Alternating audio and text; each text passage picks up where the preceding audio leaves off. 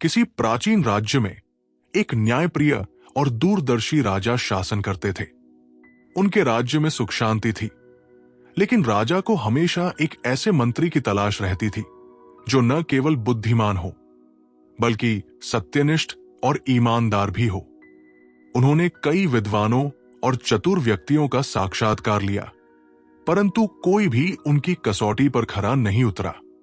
राजा को ऐसा व्यक्ति चाहिए था जो बिना किसी लोभ या मोह के निस्वार्थ भाव से राज्य और प्रजा की सेवा कर सके।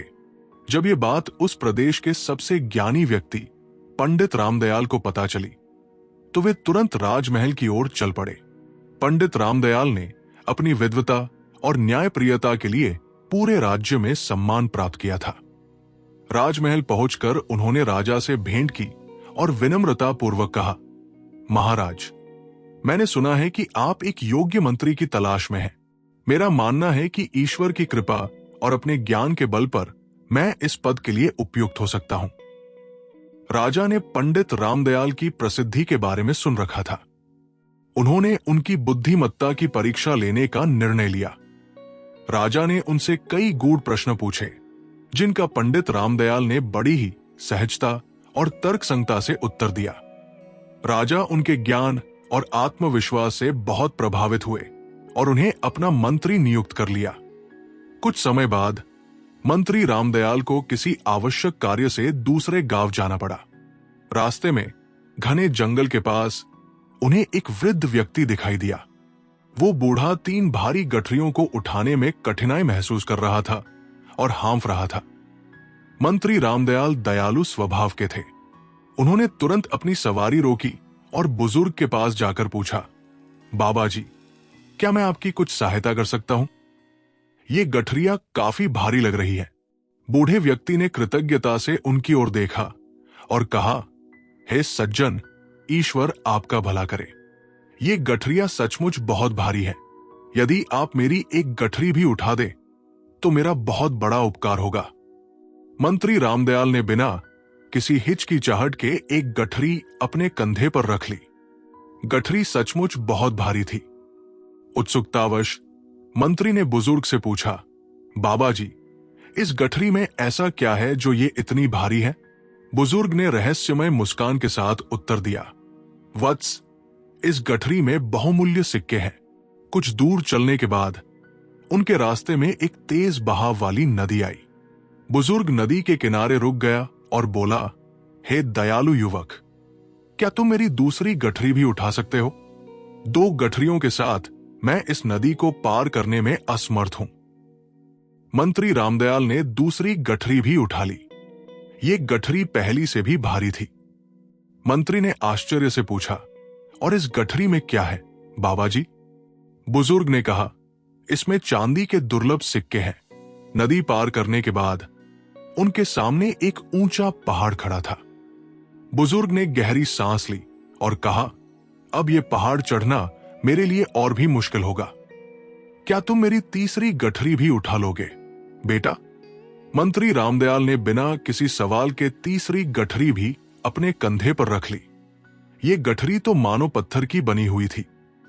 पहाड़ चढ़ते समय बुजुर्ग ने मंत्री की ओर देखकर कहा, इस गठरी में सोने के अनमोल सिक्के भरे हैं। देखो बेटा, लालच बुरी बला है। इसे लेकर भागने की मत सोचना। मैं बूढ़ा जरूर हूं, पर तुम्हारा पीछा नहीं छोड़ूंगा। मंत्री रामदयाल के मन में अचानक एक लालच आ गया।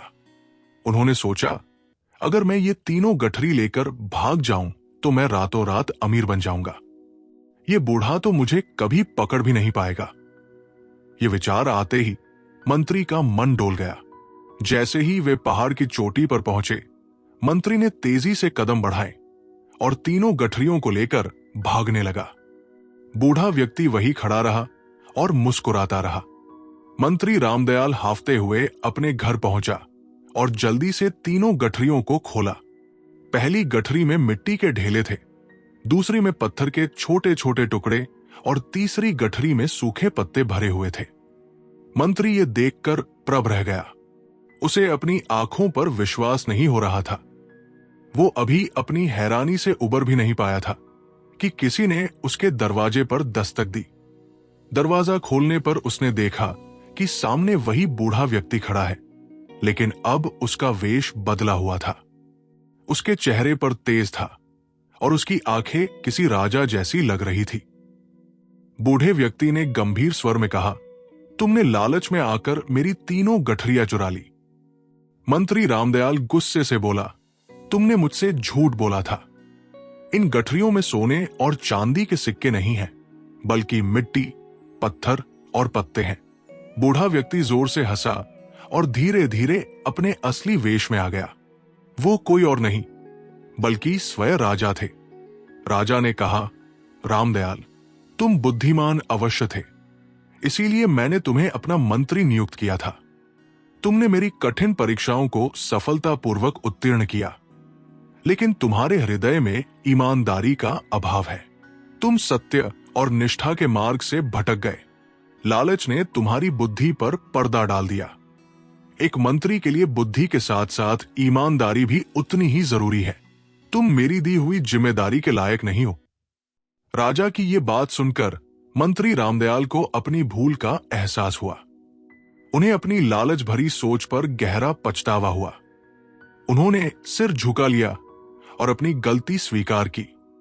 सीख, लालच एक ऐसा दलदल है जिसमें फंसकर हम न केवल अपना वर्तमान खो देते हैं, बल्कि भविष्य भी अंधकारमय बना लेते हैं। इसलिए हमें हमेशा ईमानदार रहना चाहिए और कभी भी लालच के वशीभूत नहीं होना चाहिए। ईमानदारी ही मनुष्य का सच्चा धन है और यही उसे जीवन में सच्ची सफलता और सम्मान दिलाती है।